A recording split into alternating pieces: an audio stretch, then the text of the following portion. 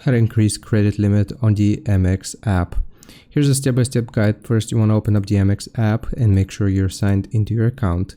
Next, you will select your card. You want to tap the card you want to request a credit limit increase for. Then click on account or more.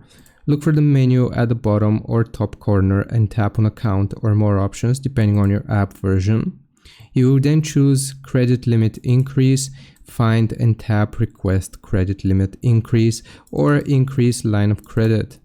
The fifth step will be entering the requested info. You may be asked to enter your desired credit limit, total annual income, and monthly housing costs.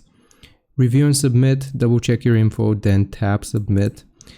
You will then have to wait for a decision. You may get an instant decision or they might email you within a few days. Tips for better approval chances: keep your credit utilization low, pay on time consistently, and update your income if it's increased. If denied, you can always try again in a few months or call Amex for more details. Hope this helps you out. Leave a like and sub. I'll see you next time.